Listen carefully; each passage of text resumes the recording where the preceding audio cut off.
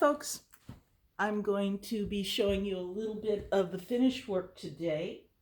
Where the heck did it go? Oh, there it is. And how painstaking this is. Now, this is a weird angle because I can't see what's going on. And I know that you won't be able to see the thread because it's dark thread on a dark background. But I'm hoping you'll see a little bit of the process and how painstaking this is. So these are the weft threads, the ones that you can see, at least the clothespins I have, just keeping them out of the way. But these are the weft threads, the ones that go horizontally. And I take a piece of thread that is about, I can get about 3 rows out of a hunk of thread, and so that leaves the beginning, which is tied on, and the end, which is not. And what I'm doing right here is I'm now knotting that end of the thread. So I'll talk about the threads as beginning and end threads just to make it a little clearer for you. This piece had about 200 rows, so that's 66, give or take, hunks of thread times 2, so that's 130 some ends that I have to weave in. That's not counting the warp threads, which were the vertical ones. If you can see this little thing at the bottom, I've got like selvage tape. I found out, backing up a little bit, I found out that the warp threads, I tried the new brand and thought, oh great, this is a whole lot cheaper than the ones I normally use, which is Fireline. Shout out to Fireline. And it's the same manufacturer, so I thought, oh, let's try it. And found out afterwards that they're too thick. I can't weave them in because a beading needle has to have an eye that's not white, it doesn't like have a bulb with a slot in it at the end. It can't be any wider than the needle itself, so it's a very tiny little needle hole, and a thicker thread just won't go through. So I tried a big eye needle, which then I had the problem that the needle wouldn't go through because it was too fat. And finally decided, well, if I glue the knots, cut the warp threads down to just barely the,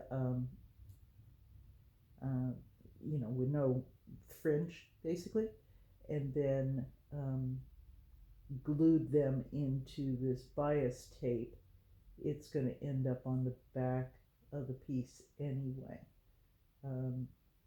So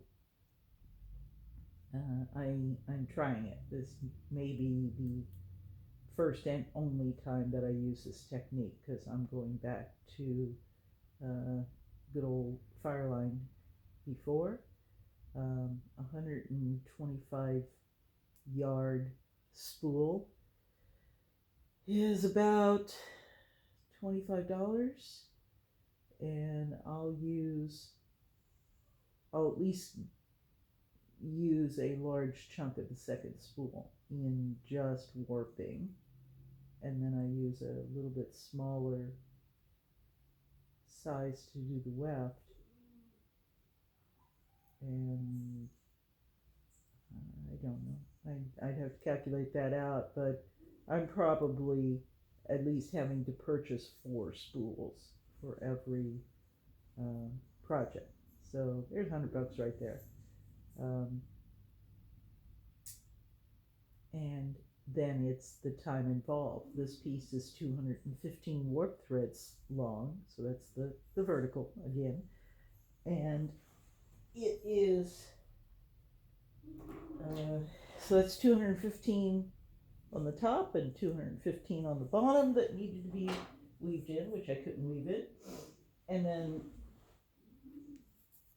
probably when I say 130 some on the side that needs to be weaved in. So even though I finished this project, this weaving in July, I've still got months of work, which is not the work I like to do. So it's hard to motivate myself. And sometimes I just do a few rows, or I spend a lot of, like with the warp threads on this, I spent a lot of time thinking about how I was going to do it. Thought about several different projects, techniques, and get this one, there it goes. And tried a couple that didn't work, like the big eye needle. And so I went, okay, I'm just going to have to bite the bullet and cut these threads.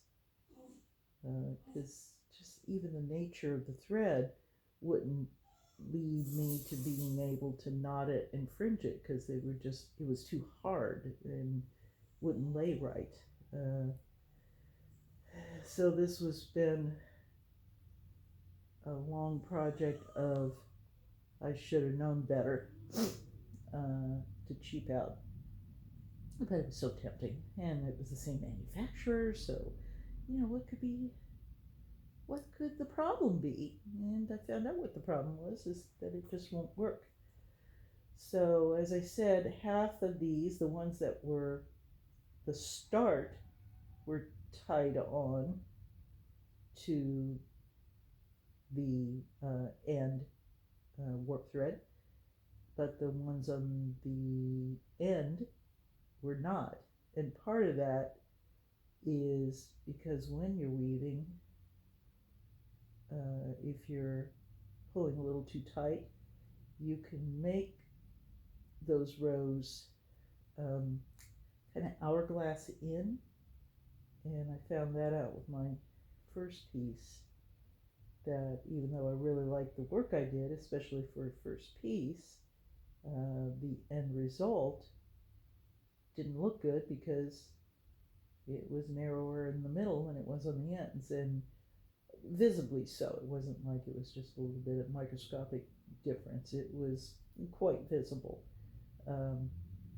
So that piece I'll have to redo at some point, and that's the piece that's on my avatar for YouTube. So someday I'll redo that.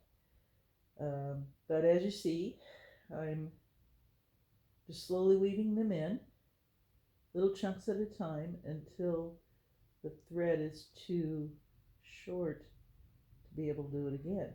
And I have a technique, and this isn't my technique, this is typical for bead weaving, where you don't weave the whole row down, because that's too easy to unravel. You go through a number of rows. So you come out one row and then you go down another, and normal technique is to go back and forth and back around and tie knot the end. But because these are longer pieces, use my lapel for a little bit of a pincushion. These are longer pieces. I have less fear of it coming unraveled, because this is not going to be jewelry that's worn or something that gets a lot of wear and tear. It's meant to hang on the wall and hopefully not get jostled around a whole lot. But just how I do this is, this was one that was not tied on, so thread the needle, go in close to where it went into the piece. And if I have this at an angle where you folks can see, but I'm going down in between the beads when it's cooperating. There we go.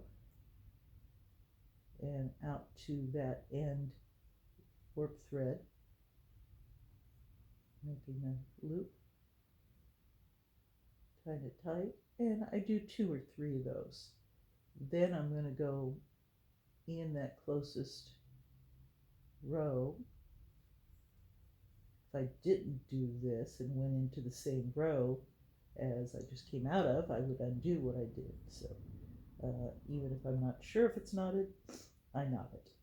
Come out, I can see where the thread is because I can pull on it and it moves a little bit. I don't think that'll show up. And then I'm going to the one right above it and running that through as many beads as I can without poking myself. I don't want to come out the back, which is actually the front of the piece, because that would just look sloppy to have all these threads hanging out. And I think any beater will tell you that the back of the piece should look as neat as the front of the piece. So I'm not going to exactly accomplish that with this one because of this warp thread problem and this bias tape. Some of my stitching is not great, but I'm just going to chalk that up to experience. This piece is not intended for somebody. I will put it up for sale at the fair this year, but if it doesn't sell, oh well, it becomes part of my portfolio. And because of the problems, I don't know. Every time I have a problem, it's a learning experience. So it's not terrible. I'm really hoping this is all on camera because I'm happy that the dogs are being quiet. They were being quite barky before I started, and telling the squirrel that it must leave and it must die, and the things that ratter type dogs do when they see something they think is a rat. It's like, I must kill you. I must tell you that I'm going to kill you. So they're being very quiet right now, so I'm very proud of that. And maybe it's because I'm talking. Maybe they're listening to me.